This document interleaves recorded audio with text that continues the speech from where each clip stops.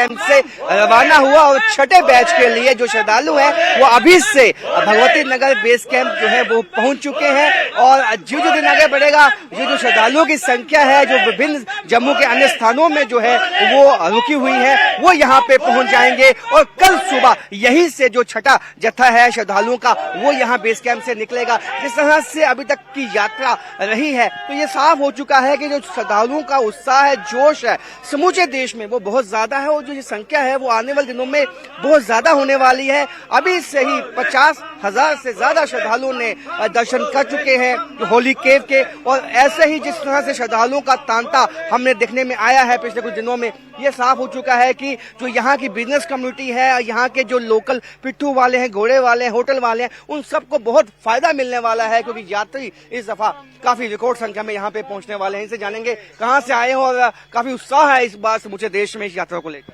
हाँ, हम अकोला महाराष्ट्र से आए हुए हैं। हम काफी दिन से अमरनाथ जाने की सोच रहे थे। इस बारे में भगवान का बुलावा आया है, इसलिए जा रहे हैं बाबा जी के दर्शन करने।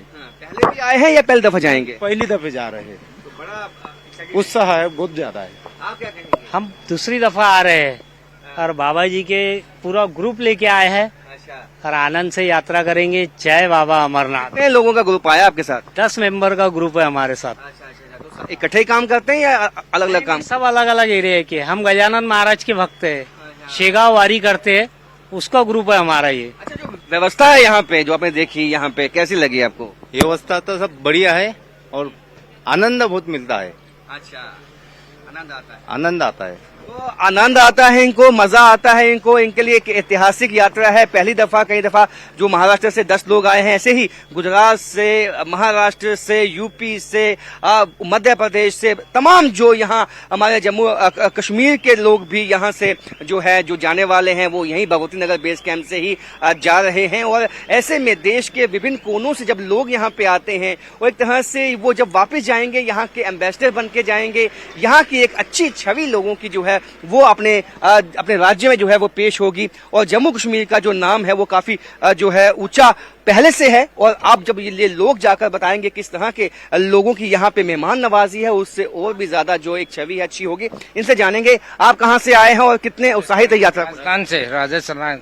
कितने लोग आए हो? 50 लोग इकट्ठे आ गए हो? एक ही फैमिली के हो? एक ग्रुप में 50 आदमी। बहुत ज्यादा उत्साहित है। देखो पहली बार आए हैं, बहुत बढ़िया व्यवस्था है यहाँ पर और बहुत ही बढ़िया, बहुत उत्साहित है। रुकने की, चलने की, ट्रैफिक वगैरह सब बढ़िया व्यवस्था कर रखी है। की खाने पीने की सब व्यवस्था अच्छी है। आप बताएं आप कहाँ से आए हैं? मुजफ्फरनगर, यूपी से आए हैं। हाँ जी। हाँ जी। कितने उत्साहित हैं? इससे आप यंगस्टर हैं, पहली दफा आए हैं, कितने उत्साहित हैं यात्रा को लेकर? पूरे जोश में। हाँ जी। अच्छा, तो जो आपने सुना है ये ट्रैक जो है वो काफी दुर्गम है, उसमें आपको लगता है कि जिस तरह के दृश्य आपको रास्ते में दिखाई देंगे, हालांकि ये जम्मू में मौसम उमस वाला है लेकिन आगे जाके मौसम नहीं जी, भावना पूरी है भगवान के प्रति, भोलेनाथ के, इसलिए कोई दिक्कत परेशानी नहीं। अकेला आया वो, बिल्कुल अकेले आए हो? हाँ जी। अच्छा, ये अकेले आए हैं तो अकेले जो है पहली दफा दर्शन करने वाले हैं। आपको इन्फॉर्मेशन सारी है जो यहाँ पे व्यवस्था है? आपको कोई ना कोई बता देता है कि क्या करना है क्या नहीं। यहाँ के लोकल लोग भी बता देते हैं? हाँ जी, ये पुलिस वाले बता देते हैं। पुलिस वाले बता देते हैं। हमने देखा है कि पुलिस वाले भी यहाँ इनके गाइड जो है उनसे कम नहीं है, वो इनको सब बताते हैं कहाँ से कहाँ इनको जाना है, कहाँ से इनको RFID कार्ड मिलना है, कहाँ से इनको जो है इनका रजिस्ट्रेशन चेक होना है, कहाँ से इनका लगेज चेक होना है। तमाम व्यवस्थाओं में जो है यहाँ पे लोगों के साथ साथ जो जम्मू कश्मीर पुलिस है वो भी जो शाना बशाना इन श्रद्धालुओं के साथ जो है सहयोग दे रही है। कैमरामैन चांद के साथ राजेंद्र वैद।